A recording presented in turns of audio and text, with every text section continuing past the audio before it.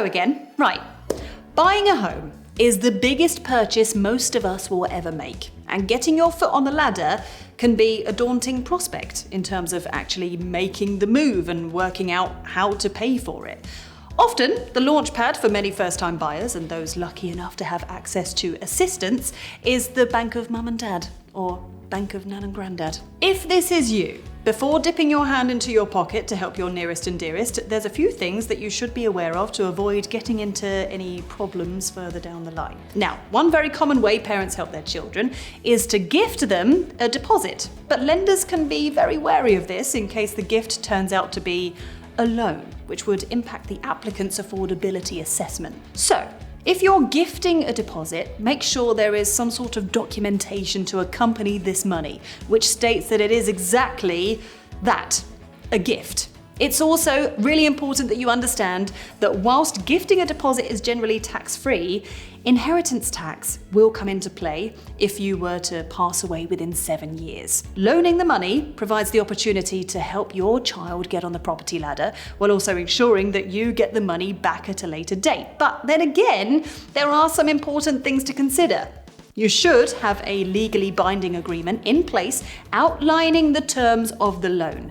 This should include interest rates, repayment terms, and any other conditions that you're putting into place. It might seem unnecessary and something that you feel that you won't need, but it will protect both parties in the event of any dispute, which can happen more often than you would expect. Now, as I mentioned earlier, some lenders may be reluctant to approve a mortgage if the deposit is loaned, due to the knock-on effect to the applicant's affordability assessment. So, it is essential that you discuss this with potential lenders before proceeding, and maybe look at other options if it isn't right for you. Another option is to become a guarantor on your child's mortgage.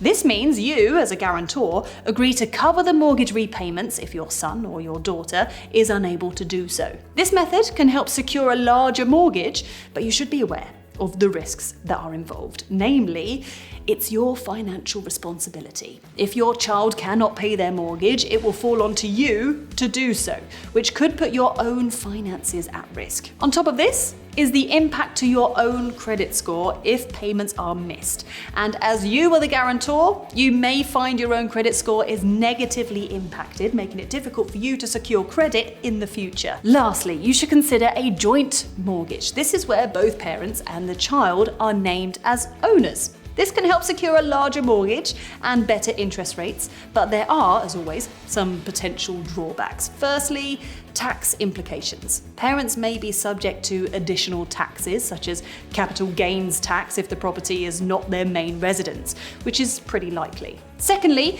being named on a joint mortgage can affect a parent's ability to borrow in the future, as they are regarded as financially responsible for it. With all of this in mind, it is important that you consider your own financial situation and long-term plans to ensure that you can afford your chosen method of supporting your child. One thing that I heartily recommend is that you seek legal advice to understand the ramifications of your decision. They'll give you all the information you need, and they'll help you draft any legal agreements. Also, don't forget to consult with a financial advisor to understand the tax implications of gifting or loaning money, entering a joint mortgage, or acting as a guarantor. Mortgages can be complicated, but hopefully you've found this useful and you'll feel more confidence in the potential of assisting your child onto the property ladder. We always suggest seeking advice before pressing on, and have put a link to our recommended mortgage advisors in the description below. Thank you for tuning in. See you next time.